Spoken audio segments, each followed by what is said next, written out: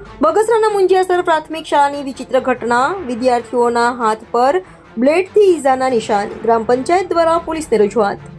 બગસરા તાલુકાના મોટા મુંજિયાસર ગામની પ્રાથમિક શાળામાં એક વિચિત્ર ઘટના બહાર આવી છે, જેમાં વિદ્યાર્થીઓ દ્વારા પોતાને બ્લેડ વડે કાપા મારી ઈજા પહોંચાડવામાં આવેલ છે। આ ઘટના બાબતે વાલીઓને યોગ્ય જવાબ ન મળતા ગ્રામ પંચાયત દ્વારા પોલીસને અરજી આપવામાં આવી છે।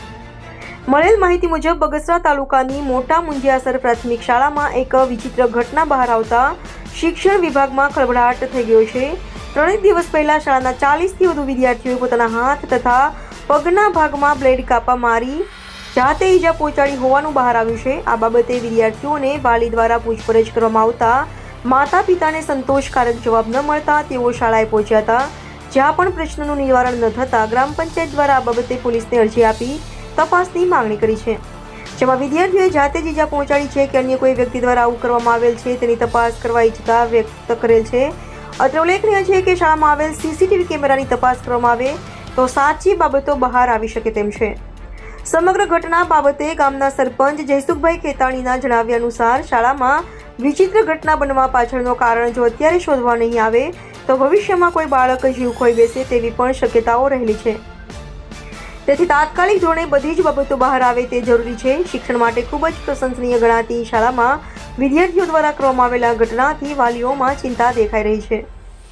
તમારું નામ શું ને તમારા શાળાની જે વાલી છો તમે પણ તમારા વિદ્યાર્થીઓ જોડે જે આખી કાપા મારવાની બ્લેડો મારવાની ઘટના છે, શું ઘટના છે આખી?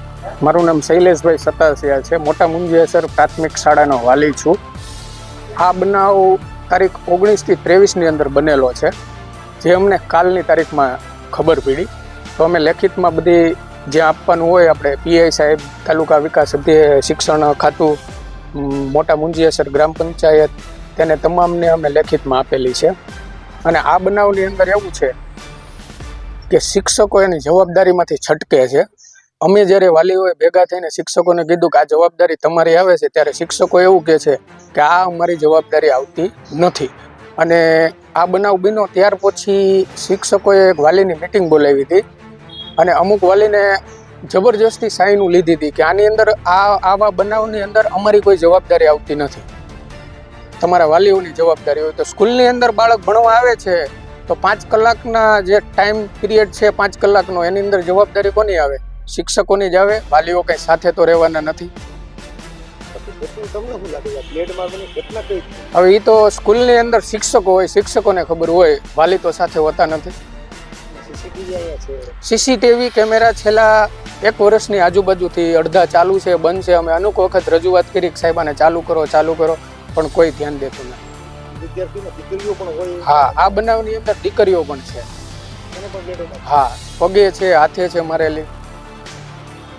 તમે ગામના ઉપસરપંચ છો, તમારી પ્રાથમિક શાળામાં જે આખી ઘટના ઘટી છે, આ ઘટના આખી શું છે? ઘટના તો અમને ગઈકાલે વાલીઓ દ્વારા ગ્રામ પંચાયતને અરજી આપી છે કે સ્કૂલની અંદર છોકરાઓને બ્લેડના મારેલીના કાપા છે અને એકબીજાએ માર્યા એવું શિક્ષકો દ્વારા કહેવામાં આવ્યું। એટલે અમે પહેલાં તો વાલીઓને કીધું તમે કાંઈ ફરિયાદી કે શિક્ષકોને પૂછ્યું હતું કે અમારી જવાબદારી રહેતી નથી એવું કીધું છે, એવું વાત કરતા હતા વાલીઓ। ત્યાર પછી અમને રજૂઆત આવેલી, અમે તાલુકા શિક્ષણ અધિકારી, જિલ્લા શિક્ષણ અધિકારીને અમે રજૂઆત કરી અને પીઆઈ સાહેબને કે આની તટસ્થ તપાસ થાય, તપાસમાં જે કોઈ ગુનેગાર હોય એને કાયદાકીય પગલાં એની માટે થાય, દૂધનું દૂધ ને પાણીનું પાણી થાય।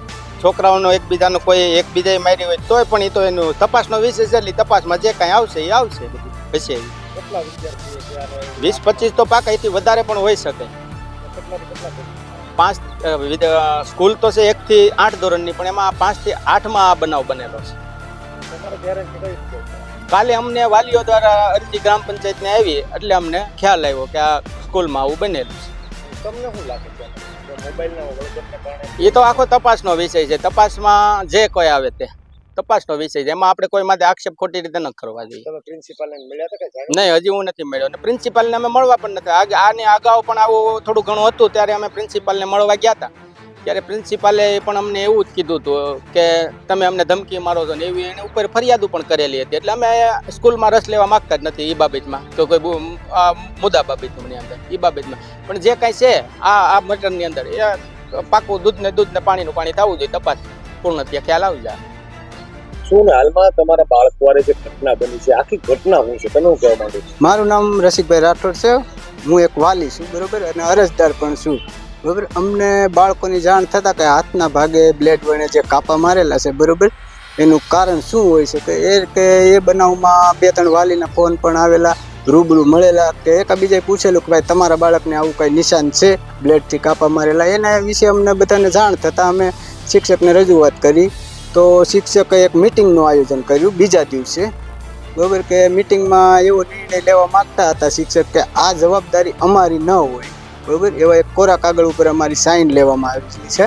એટલે મેં જો કે નથી કરી, બરાબર, 2 થી 3 બૈરા લોકોએ કરેલી છે સાઇન કે આની જવાબદારી અમારી ન હોય, વાલીની જવાબદારી રહે, જેમ કે અમારી પાસેથી સાઇન લીધેલી છે, બરાબર. તો ખરેખર આ સાઇન, આ જવાબદારી અમારી ન હોવી જોઈએ, માત્ર ને માત્ર શિક્ષકની રહેવી જોઈએ. સ્કૂલમાં આવું કેમ ઘટના બની? છોકરાઓ એટલા બધા કાપા માર્યા, કેટલા છોકરા માર્યા છે? અંદાજે 20 થી 25 બાળકોને કાપા મારેલા છે. શું કાર તમને શું લાગે છે? હવે કારણમાંથી એવું છે, કોઈ બાળક બીકના હિસાબે કોઈ કહેતું નથી, અમુક કહે કે ભાઈ ગેમના હિસાબે અમે મારેલા છે, કે અમે એવું કાંઈ રમત રમતા હતા.